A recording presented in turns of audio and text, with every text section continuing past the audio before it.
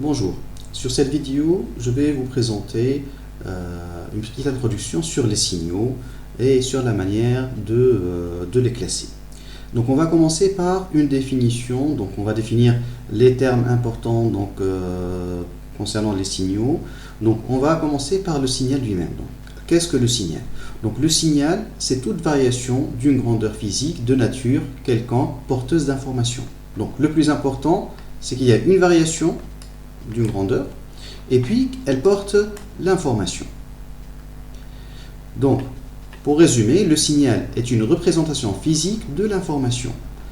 La nature physique, elle peut être variable, donc on peut trouver un signal par exemple acoustique, ou bien un signal électronique, ou bien un signal optique. Donc l'acoustique, c'est-à-dire sonore, la voix par exemple. Électronique, ce sont tous les signaux électriques, électroniques qu'on peut trouver dans les téléphones, dans les ordinateurs. Et puis optique, par exemple les images, la fibre optique et ainsi de suite. Voilà.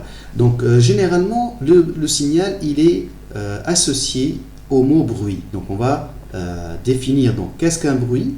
Donc le bruit il vient du latin pour son origine, mais sinon c'est une perturbation, indésirable qui va se superposer au signal et aux données utiles.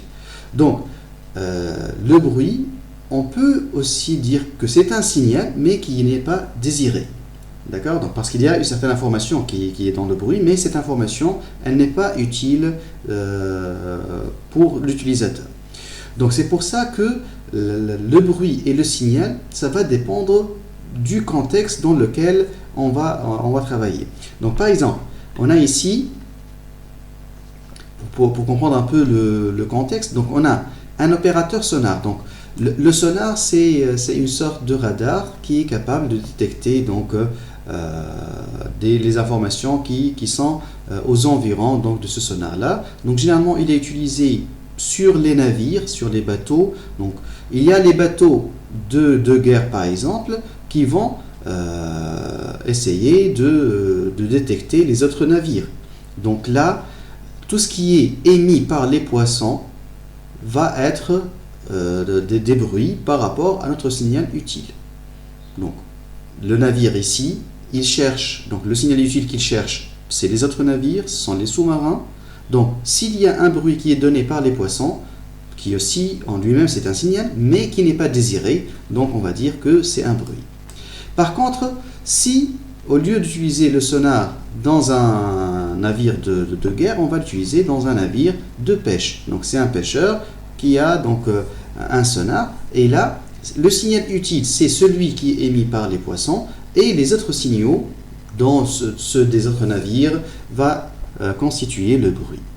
Donc vous voyez ici que ça dépend du contexte. Donc là c'est très important de dire que le contexte il va donner la valeur ou bien le terme signal et bruit. D'accord? Voilà, donc on va passer maintenant à définir le traitement de signal. Donc le traitement de signal, c'est la discipline technique qui va utiliser les ressources de l'électronique, de l'informatique, de la physique, dans le but, donc le but essentiel, c'est d'élaborer et d'interpréter les signaux qui portent l'information. Donc on l'utilise dans plusieurs domaines, donc il y a la transmission, surtout donc c'est ce qui nous concerne, et on peut l'utiliser aussi dans plusieurs autres domaines, par exemple le domaine médical et ainsi de suite. Voilà, on a ici la chaîne du traitement de signal. Donc on a le signal qui est émis par la source, il va être déformé sûrement dans le canal de transmission, il y aura des perturbations qui vont se rajouter, des bruits, donc qu'on va mesurer par la suite. Donc il y a une mesure qui va être faite du signal et des bruits qui vont être superposés. Le traitement de signal, il est juste là, donc il est pour récupérer l'information utile du signal, la traiter, peut-être on peut faire des amplifications, on peut faire des filtrages et ainsi de suite, et puis de l'utiliser dans des applications diverses.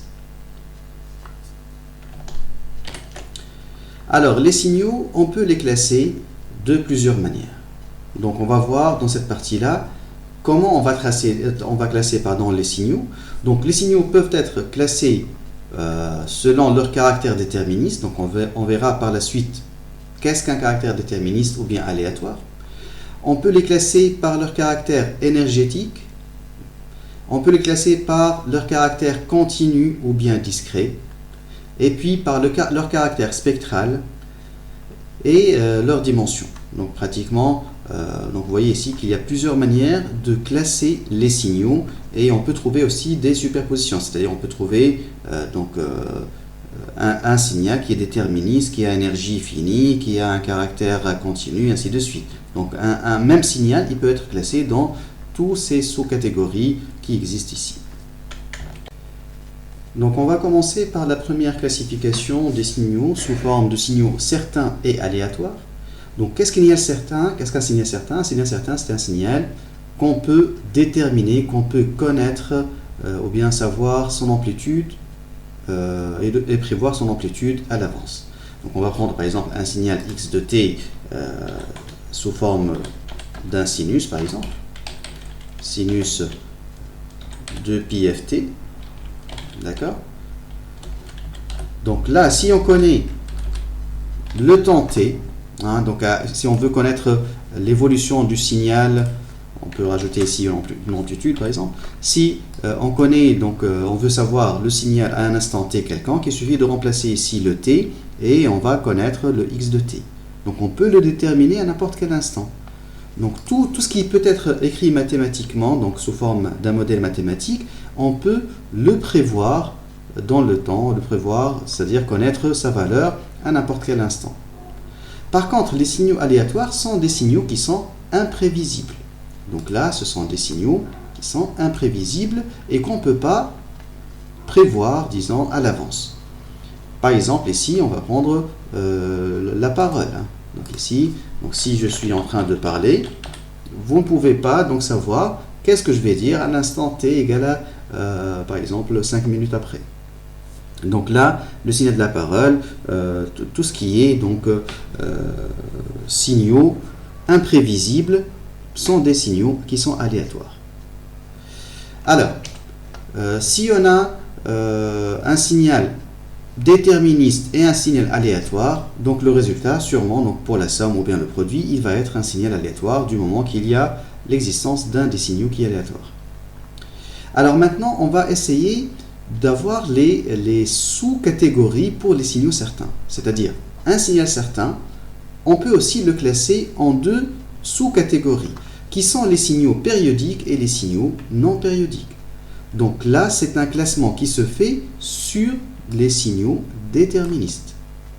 Donc un signal périodique, mathématiquement, c'est-à-dire qu'il peut s'écrire sous la forme x de t qui est égal à x de t plus k fois t. Donc là, on a une certaine période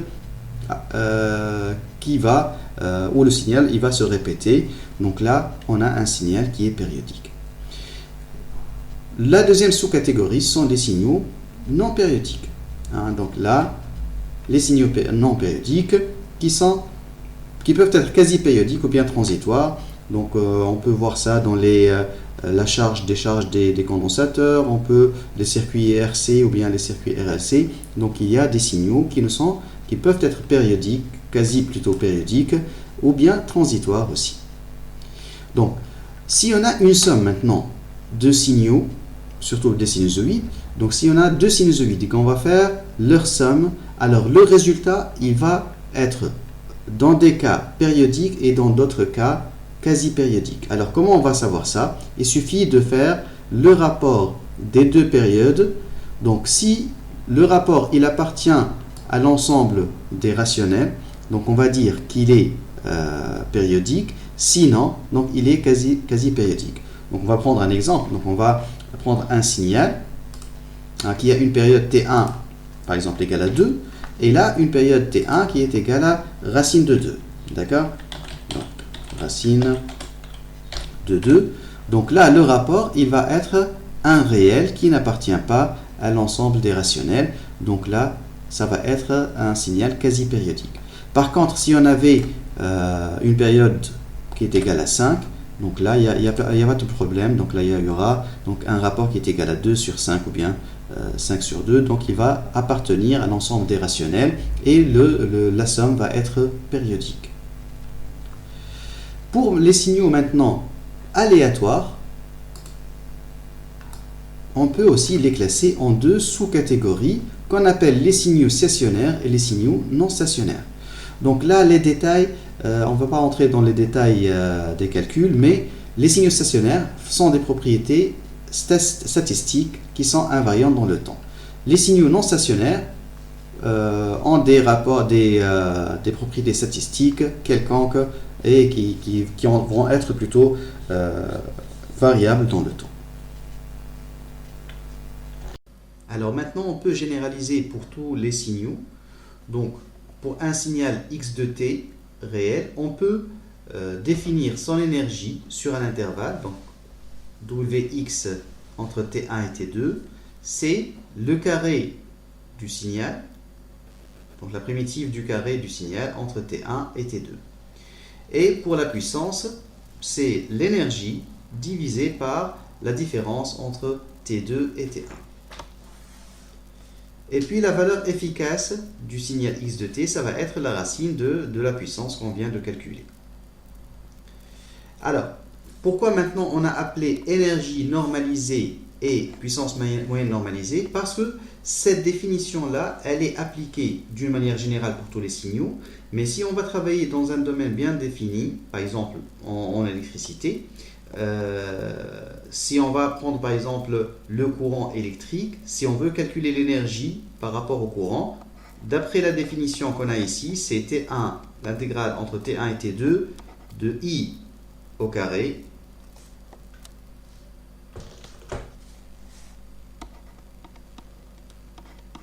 dt. Alors si on regarde par rapport à ce qu'on a vu tout à l'heure, donc il y a le terme R qui est manquant. Et ce terme R là, il dépend en fait de la nature du signal. Parce que si l'énergie, donc elle est calculée en joules, pour avoir le joule, donc là on a ampère au carré, pour avoir le joule, il faut multiplier par l'ohm, donc pour avoir l'équivalent en joules. Si c'était une tension, donc d'après la définition qui est là, donc ça va être V au carré dt entre T1 et T2. Donc là, pour régler le problème de dimension, on va diviser par R. Donc c'est pour ça qu'on a dit normaliser, c'est-à-dire on va appliquer cette formule-là pour un signal quelconque, donc mathématiquement on va appliquer cette formule-là, mais si on est dans un domaine particulier comme le domaine électrique par exemple, il faut multiplier ou bien diviser par R, tout dépend du signal. Si c'est une intensité, donc on va multiplier par R, si c'est une tension, on va diviser par R. Alors pour la puissance, le problème, il n'existe pas parce que déjà, on a calculé donc notre énergie, donc on va tout simplement diviser par le T2 moins T1. Alors dans ce petit paragraphe-là, on explique donc le terme normalisé. Donc c'est pour souligner que l'énergie et la puissance sont définies à un facteur près. Donc ici, le facteur pour l'intensité c'est R, et pour la tension, donc V carré de T entre T1 et T2, c'est 1 sur R. Donc ça dépend d'un facteur près, donc tout dépend de la nature du signal, courant ou tension. Alors maintenant, on va pouvoir généraliser sur tout R, c'est-à-dire, au lieu de travailler sur l'intervalle T1, T2, on va travailler sur tout R. Alors, les définitions vont rester les mêmes. Alors, pour l'énergie, qu'est-ce qui va changer? Ce sont les bornes de l'intégrale. Donc, par rapport à la formule précédente, donc, au lieu d'avoir ici le x carré de t entre t1 et t2, donc là, ça sera entre moins l'infini et plus l'infini. Alors, pour la puissance, il y a un petit changement. Donc, pour la puissance, on ne peut pas diviser donc, par plus l'infini, moins l'infini, donc c'est une division, donc on va avoir un résultat qui est non défini. Donc là, ce qu'on va faire, c'est qu'on va travailler sur un intervalle qui est égal à moins t sur 2 plus t sur 2, et puis on va diviser par t, et on va faire tendre le t vers l'infini. Donc, lorsqu'on va travailler sur toute R, la puissance, c'est la limite, lorsque t tend vers l'infini, de 1 sur t, l'intégrale entre moins t sur 2 et t sur 2 de x carré de t dt. Et puis la valeur efficace, elle va rester la même, c'est-à-dire la racine de la puissance. Donc jusque-là, on a 3 cas possibles. Donc on a le premier cas, ou bien c'est lorsque on avait donc un signal électrique. Donc c'était une explication par rapport à ce qu'on connaissait déjà. Et à partir de là, on a généralisé sur un intervalle. On a défini l'énergie sur l'intervalle, la puissance sur un intervalle, et puis la valeur efficace sur un intervalle.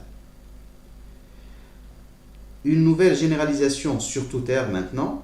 Donc, les formules sont très proches, c'est-à-dire pour l'énergie, donc ce sont les bornes seulement qui ont changé. Pour la puissance, on a changé les bornes et il y a un calcul de limite ici par rapport à cette variable t. La valeur efficace, elle reste inchangée dans les 3 cas. Alors là, il y a 2 remarques importantes que je vais faire. Donc, la première, elle concerne les signaux qui sont complexes.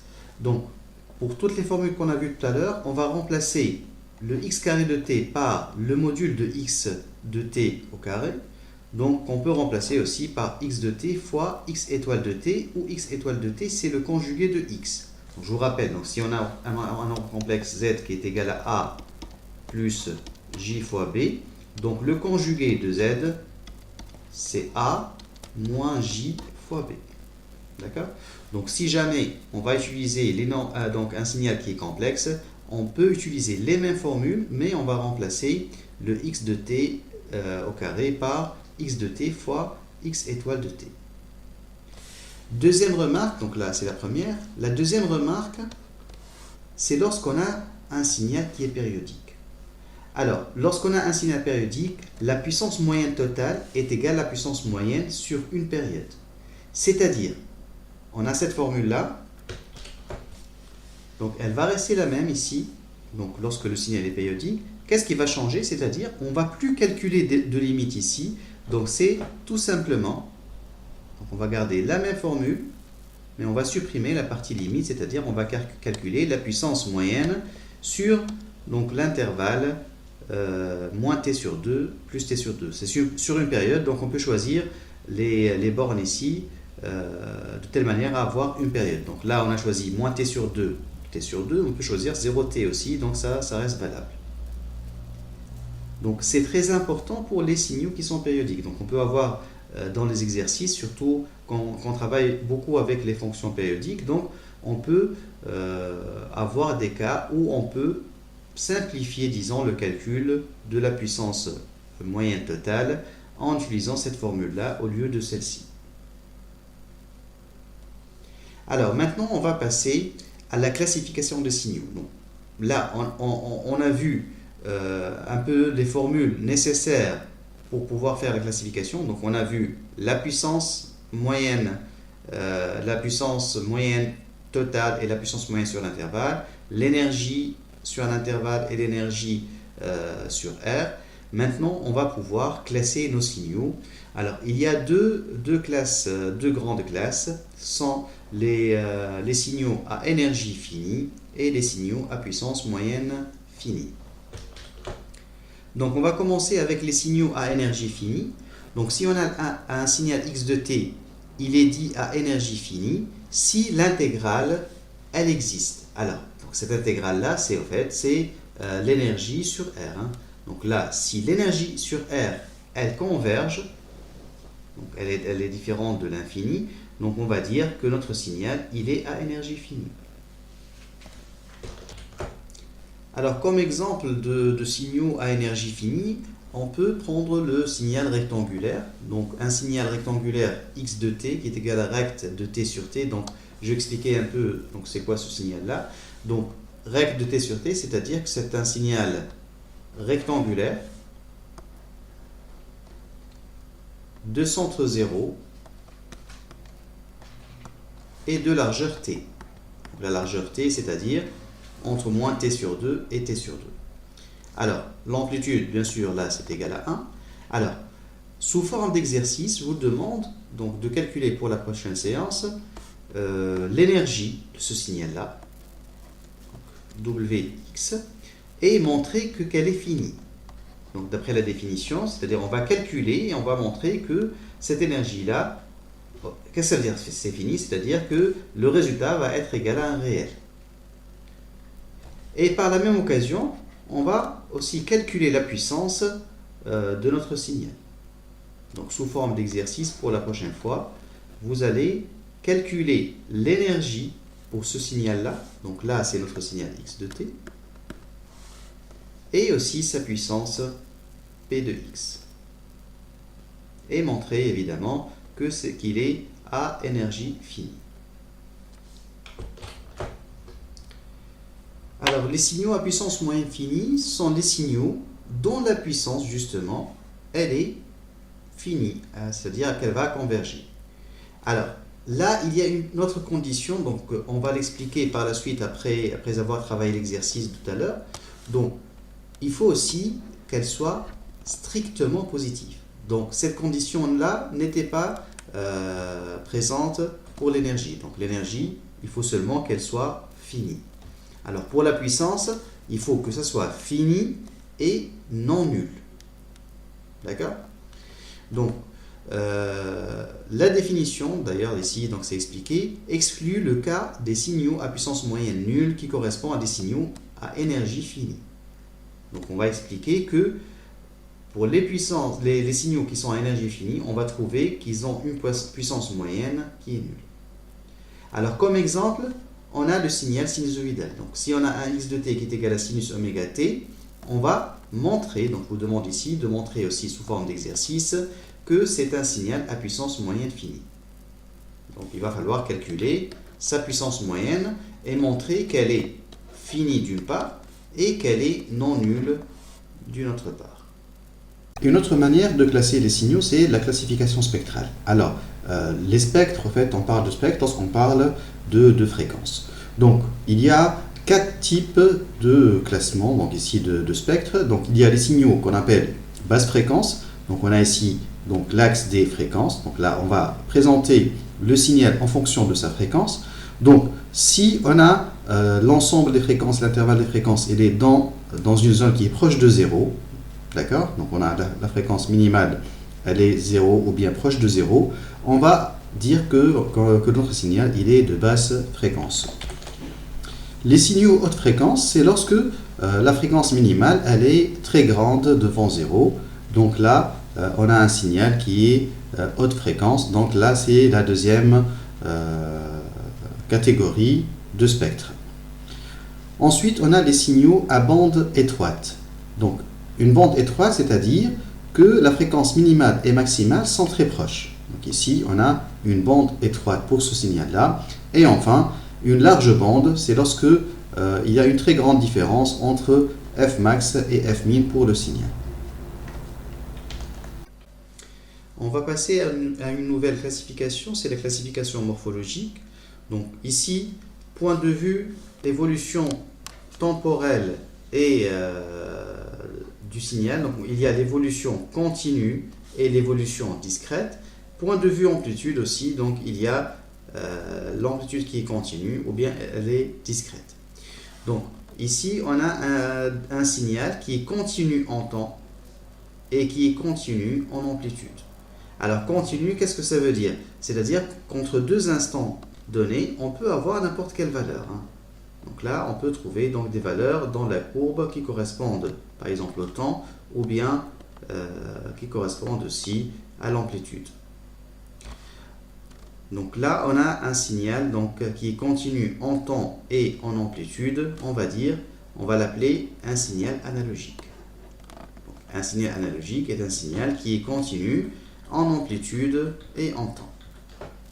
Alors, un signal échantillonné, c'est l'amplitude qui va rester continue, c'est-à-dire on peut avoir n'importe quelle amplitude sur cet axe-là, mais le temps, il va être discret. C'est-à-dire, par exemple ici, on ne peut pas avoir un temps T1 qui est là, ou bien qui est là.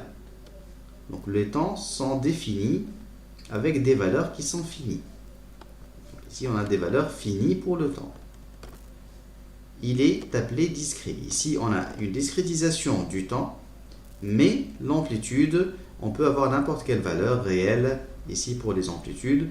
Donc, on va appeler ce type de signaux-là, donc les signaux échantillonnés. Lorsque maintenant, c'est l'inverse. Lorsqu'on a une discontinuité dans les amplitudes, mais que le temps, il est continu. Donc là, on peut avoir n'importe quel temps ici, réel, mais pour les amplitudes, il y a des valeurs qui sont finies. Donc là, on va parler de signaux quantifiés. Si maintenant on a une discontinuité ou bien une discrétisation dans les amplitudes et aussi dans le temps, on va parler de signaux numériques. Donc ce sont les 4 classes qui existent pour la classification morphologique. Analogique, quantifié, échantillonné et numérique. Donc ça dépend de l'évolution temporelle et ça dépend aussi de l'amplitude, si elle est continue ou bien elle est discrète. Alors maintenant on va passer, une fois on a classé les signaux, on va passer à quelques signaux particuliers. Donc généralement on va appeler ça des signaux usuels aussi. Ce sont 2 appellations donc, aux signaux particuliers. Donc on va commencer par une première fonction qui est la fonction signe. Donc la fonction signe, elle est notée SGN de t, qui est égale à -1 si t est négatif et 1 pour t est positif. Alors pour le cas où le t est égal à 0, il y a plusieurs conventions, donc parmi lesquelles on peut dire que le signe de t est égal à 0 pour t égal à 0. Et généralement, on va utiliser signe de t égal à 1 pour t égal à 0. Donc généralement, on va inclure le t égal à 0 ici. Voilà, donc là c'est la représentation graphique de notre fonction signe. Donc c'est -1 pour les temps négatifs et +1 pour les temps positifs.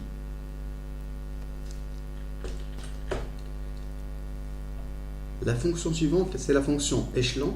On va la noter U de t. Donc c'est 0 pour t négatif et 1 pour t positif. Donc le U de t, c'est la notation qu'on va utiliser pour les échelons. Donc généralement, lorsque c'est égal à 1, on va l'appeler échelon unité. Donc si on veut par la suite avoir un échelon différent de l'unité, il suffit de le multiplier par la suite par un coefficient. Par exemple, si on veut avoir ici 2, il suffit de mettre par exemple x de t égale à 2 fois u de t. Donc on aura donc, un échelon non unitaire et d'amplitude qui est égale à 2. Alors après l'échelon, il y a la fonction rampe. Donc la fonction rampe, on va la définir par r de t qui est égal à t fois u de t, ou bien plus simplement si vous voulez, donc c'est 0 pour t négatif et t pour t positif. Donc là, c'est la même chose, hein, c'est équivalent, parce que le u de t égale à 0 pour les temps négatifs et égal à 1 pour les temps positifs, donc t fois 1, ça fait 1. Donc ce sont 2 manières d'écrire la rampe unité. Et puis, donc, on a de la représentation ici, donc pour les temps négatifs, c'est 0, et puis on a une droite de pente égale à 1 pour les temps positifs. La fonction porte maintenant ou rectangulaire, on appelle aussi donc la fonction fenêtre. Alors, on va donner une manière générale de l'écrire, c'est A rect de t moins taux sur grand T. Alors, ce taux-là, c'est le centre. Donc là, on a notre fenêtre. Le centre, là, c'est taux. Et le grand T, c'est la durée ou bien la largeur, c'est-à-dire ça. Donc là, c'est grand T. Donc si on a taux au centre, là, on aura taux moins T sur 2 et taux plus sur T sur 2 pour avoir une largeur qui est égale à T. Donc là, c'est la fonction rectangulaire. Alors, sous forme d'exercice, je vous demande de tracer et de représenter mathématiquement la fonction recte de t sur grand T.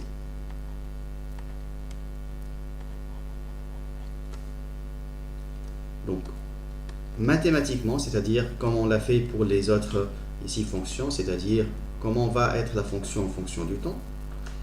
Et puis, on va la représenter. Par la suite, on va essayer de l'écrire en fonction d'échelon unité. D'accord? En fonction d'échelon unité, où on va changer peut-être les amplitudes, ou bien ici, donc quelque part, le temps. Donc, sous forme d'exercice, voilà, donc vous allez représenter la fonction rect de t sur t, mathématiquement et graphiquement.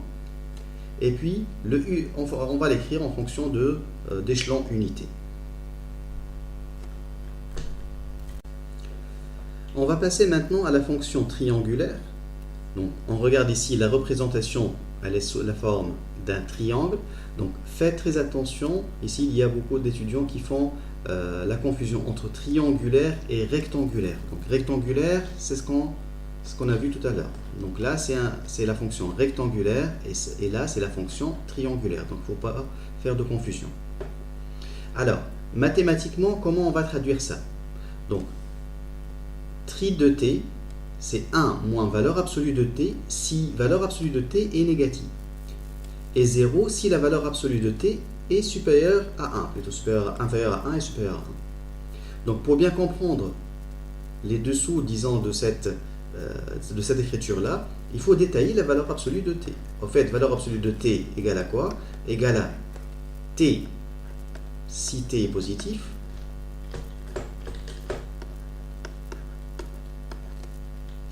et moins t si t est négatif.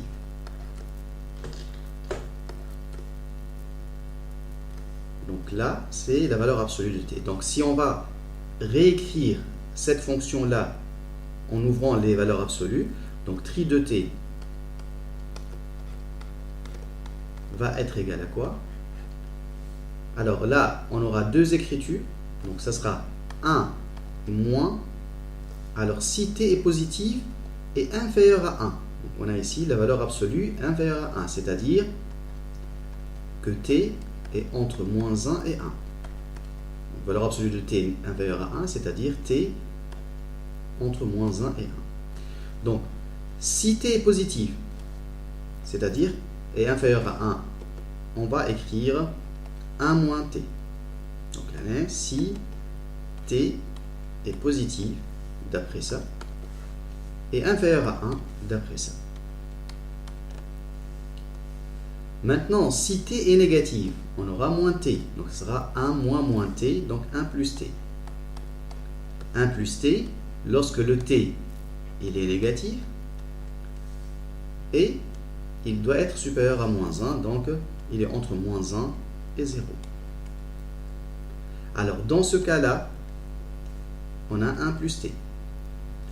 Si t maintenant en valeur absolue supérieure à 1, donc là, ça veut dire que t il est supérieur à 1 et que t est inférieur à moins 1. Ce sont les deux limites de t.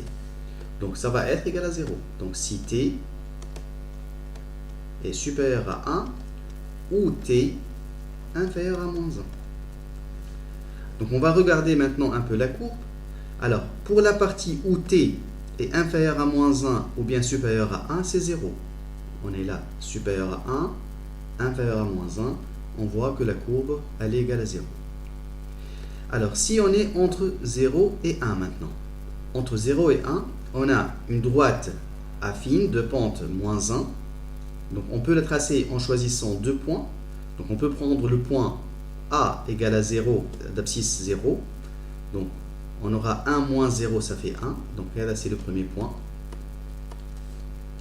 Un deuxième point, on va prendre t égale à 1, par exemple. On va prendre la limite. Donc, 1 moins 1, ça fait 0. Et on a notre deuxième point P. Donc, en reliant les deux points, on a notre tronçon de droite qui est là. On va faire la même chose maintenant pour 1 plus t. Donc, lorsque t égale à 0, on va avoir 1. Donc, on a le même point A. Et lorsque le t égale à moins 1, on aura 0. Donc, on aura un point C. En reliant les points A et C, on a notre droite ou tronçon de droite qui est pour cet intervalle-là de t. Donc de cette manière-là, on a donc notre fonction triangulaire. Donc voilà donc deux manières, disons, d'écrire la fonction triangulaire, ou bien on va en fonction des valeurs absolues de cette manière-là, ou bien sans les valeurs absolues de cette manière-là. Et vous avez ici la représentation graphique du signal triangulaire. Le signal suivant qu'on va voir, c'est l'impulsion de Dirac. Alors, une impulsion de Dirac, c'est une fonction porte dont la largeur t tendrait vers 0 et dans l'air égale à 1. Donc, pour résumer, pour simplifier, donc ça va être tout simplement delta de t qui est égal à 1 si t égale à 0 et 0 sinon. Donc, quel que soit t différent de 0, on aura une amplitude qui est égale à 0. Alors, généralement, on va appeler ça une raie. R-A-I-E. Donc là, c'est une impulsion de Dirac. On va passer à une fonction qui s'appelle le peigne de Dirac, ou bien on l'appelle aussi train d'impulsion de Dirac. Un train d'impulsion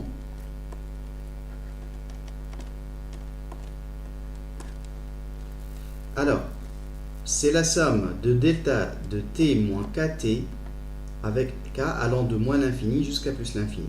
Alors, on va le noter delta t de t. Donc, delta t de t, c'est ce qu'on appelle le peigne de Dirac. Alors, on va expliquer pourquoi on a cette représentation-là.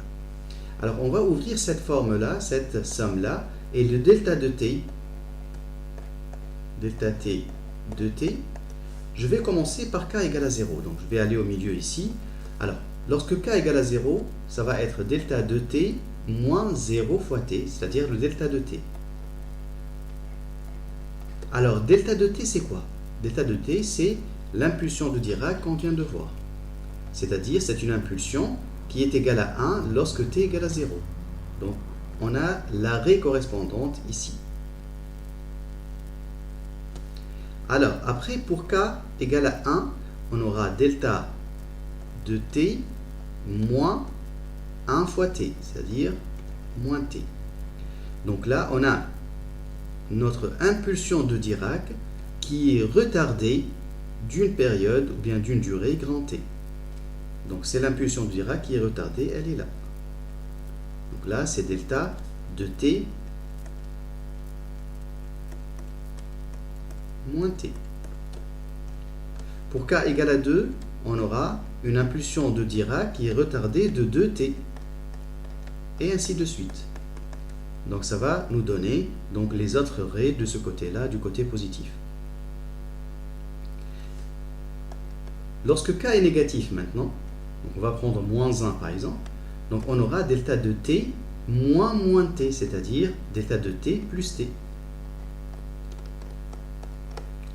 Et c'est notre impulsion de Dirac qui est avancée maintenant d'une durée grand t, c'est-à-dire on est là. Lorsque le k égale à moins 2, on aura delta de t plus 2t. Donc on a une avance de 2t, c'est-à-dire on est là. Et ainsi de suite, jusqu'à moins l'infini. Voilà. Donc de cette manière-là, on a cette représentation-là de notre peigne de Dirac. Alors on l'appelle peigne parce qu'il a la forme d'un peigne. Donc là, si on regarde, ici avec les raies qui sont là, donc il a la forme d'un peigne de Dirac, ou bien aussi, c'est comme si c'était un train d'impulsion, c'est-à-dire plusieurs impulsions, les unes à la suite des autres, donc on l'appelle aussi train d'impulsion. On va terminer dans les fonctions usuelles par la fonction sinus cardinal. Donc la fonction sinus cardinal, on va la définir par sinus cardinal de t qui est égal sinus pi fois t sur pi fois t. On peut trouver d'autres définitions, donc quelquefois on peut trouver que le sinus cardinal de t, c'est sinus t sur t, sans le pi, c'est-à-dire. Alors, maintenant, comment on va le représenter? Donc l'allure, elle est, donc vous l'avez devant vous ici, et on peut définir ici des points particuliers. Alors, les points particuliers, c'est pour t égale à 0, la limite de sinus t sur t égale à 1. Donc vous devez connaître donc ce résultat-là depuis le lycée. Donc sinus t sur t lorsque t tend vers 0 égale à 1. Donc là, on a notre point particulier qui est là. Après, pour les autres points, ça va être les points où le sinus il s'annule. Alors le sinus pi fois t égale à 0, c'est-à-dire que pi fois t égale à kpi. Donc si on a un cercle trigonométrique ici, là c'est l'axe des cosinus, là c'est l'axe des sinus. Alors, pour avoir un sinus qui est nul, il faut avoir un angle qui est égal à 0 ou bien égal à pi, c'est-à-dire kpi. Donc, on aura donc pi t égale à k fois pi pour avoir un sinus qui est nul. Donc, en simplifiant par le pi, on va trouver que t égale à k. Bien sûr, le k ici, il appartient à z. Donc, pour toutes les valeurs de t qui sont égales à k, c'est-à-dire un entier relatif, on aura un sinus qui est égal à 0, autrement dit, un sinus cardinal qui est égal à 0. Donc c'est pour ça qu'on a ces points-là, pour k égale à 1, k égale à 2, k égale à 3. Donc pour tous les cas, que ce soit positif ou négatif, on aura des valeurs nulles de notre sinus cardinal. Voilà, donc on a jusque-là terminé avec les fonctions usuelles. Donc avant de finir avec cette vidéo, je vais vous rappeler un peu les exercices à faire pour la prochaine fois. Donc le premier exercice, je vous ai demandé de calculer l'énergie et la puissance d'un signal rectangulaire t sur grand T. Dans le deuxième exercice, je vous ai demandé de calculer la puissance du signal x de t qui est égal à sinus oméga t. Et enfin, je vous ai demandé de représenter mathématiquement et graphiquement rect de t sur t et de l'exprimer en fonction d'échelon unité. Donc là, ce sont les trois exercices à faire pour la prochaine fois. Donc si vous avez des questions concernant des parties du cours, donc n'hésitez pas à m'envoyer des mails. J'essaierai de vous répondre par mail ou bien par vidéo ou bien la prochaine fois lors de la séance présentielle. Merci pour votre attention.